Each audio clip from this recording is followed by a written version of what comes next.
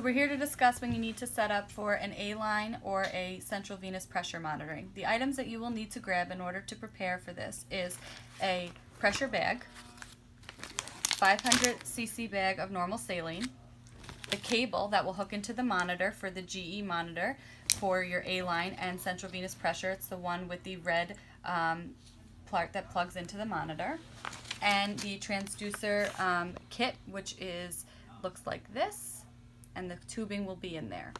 You're going to then open up the kit, which will have your tubing. The tubing has an end like this where you can spike your bag of saline, and the end of the tubing, which is the hard part of the tubing, that's the pressurized system that's going to get hooked up to the monitor, to the patient, and then transduced with the cable to the monitor. I'm going to now spike my bag. When you spike your bag, please make sure that when you are done spiking that you take all of the air out of the bag, so this way you don't get air into your line, and then you can leave your spiked bag. You're going to take that bag and stick it inside of your pressure bag. You're going to hook it onto the little spot in the bag so it hooks there, and then hold that please. You're now going to keep the transducer here in the off position to air, so that when you squeeze and pump up your bag, it's going to inflate the bag. As you inflate the bag, you want to make sure that you inflate it to at least 300 millimeters of mercury, which will be labeled on the bag when in the green section as soon as I have enough air in the bag. When you are at the level of having enough air in the bag, you'll notice it gets more resistance in order to add air to the bag. You're going to take the transducer and put it in the off position up to the bag, so that this way it keeps the air in the bag. Later, if you want to deflate, you're going to take this transducer and turn it all the way down to the balloon portion, and that's where you'll hear the air hiss out of the bag and it will deflate your bag. Next step, you're going to make sure that your tubing has some volume from you pressing the chamber. You usually want it halfway full. Then you're going to take your tubing and this portion here is the fast flush. When I squeeze that, it's going to actually flush the rest of the catheter. That's how you're going to prime your line.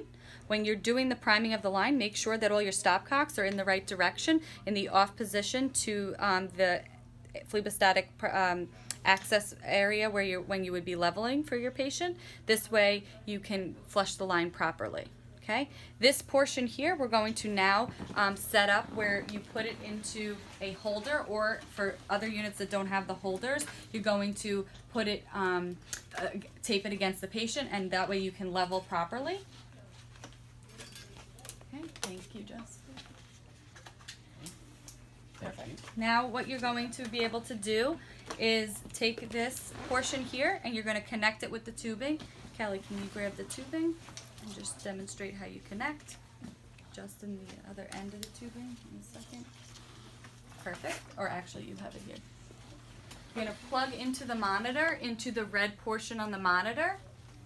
Okay, what that's going to do now is put on the monitor for central venous pressure or arterial line. You're able to actually change that by scrolling over and clicking on that setting, whether it's CVP or A-line.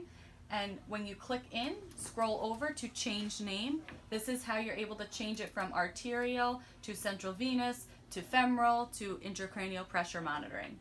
Once you choose the item that you want, be my patient, you're going to now come over to your to the transducer, and you're going to make sure that when you do this that you are sorry, this is upside down, that you are able to know that it's right side up. So to know it's right side up, the patient tubing should be on the top, the tubing to the bag should be on the bottom, and you'll know because where you squeeze is down located on the bottom. Up here is where you level to the patient.